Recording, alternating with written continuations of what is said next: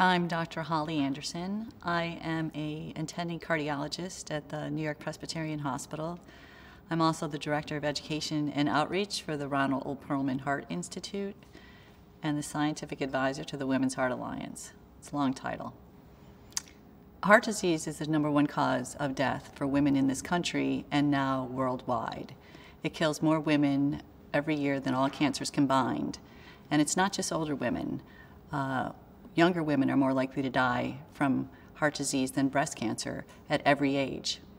Not enough women know this. Still today, 45% of women in this country don't know that heart disease is the #1 cause of death, and awareness is even less in women of color, women of lower socioeconomic status, and younger women. In fact, it's not even on the radar screen of younger women, and that's unfortunate because this disease is largely preventable. And death rates due to heart disease has been increasing in young women since the year 2000.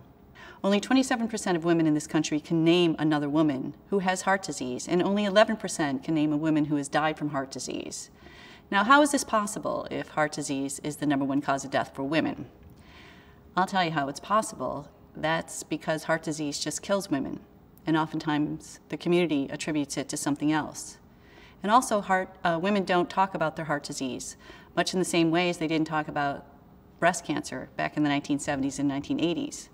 And the reason why they don't talk about it is they feel that they might be judged, that they're stigmatized by it.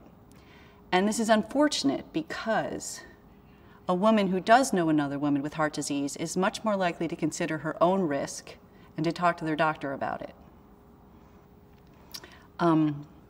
Most of what we know about heart disease has come from research done on men, designed by men, and this has greatly benefited men, but women have not fared as well. And while death rates due to heart disease have been declining in this country for decades for men, the death rates due to heart disease has only started declining for women more recently.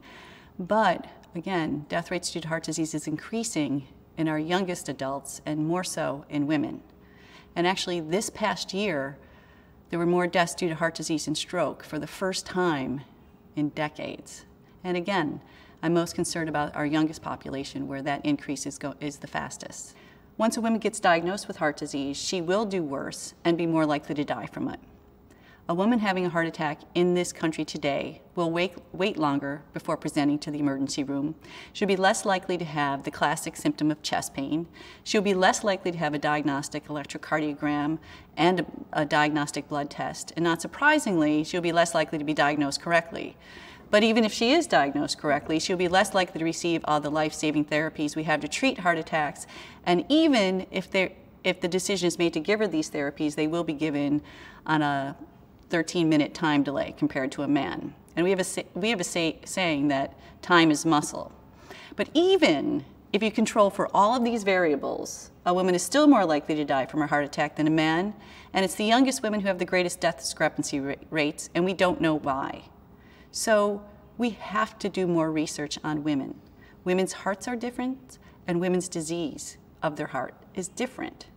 And only about 1/3 of the participants in cardiovascular research trials today are women, and women have more heart disease than men. And only 1/3 of them report the data by gender. So we have to invest more in women's heart disease research. I love talking about heart disease because every time we do and reach somebody, we always hear feedback and stories of, I wouldn't have acted. I wouldn't have gotten myself checked out if I hadn't heard you talking about it or heard somebody telling about their disease. So young women have to know that it's their greatest chance of dying is from heart disease, and how they live their life now dramatically makes a difference for their future. And know your risk factors. Do you have a family history, a mother or father who died of heart disease early? Get your blood pressure checked out. Get your sugar checked out. Stop smoking. The biggest population in our country that smokes is young women. And you know, by the way, anything that you do that's good for your heart is good for the rest of you, okay?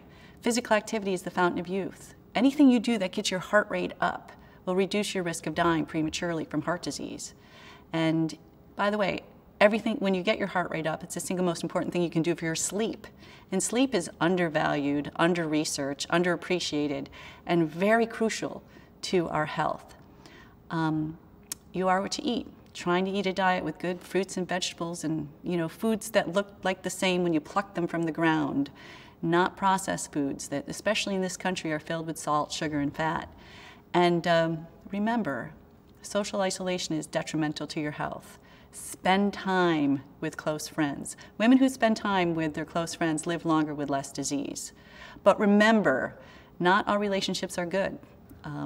Limit your time with people who pressure you to conform, who make you feel bad. You know who these people are, and spend less time with them.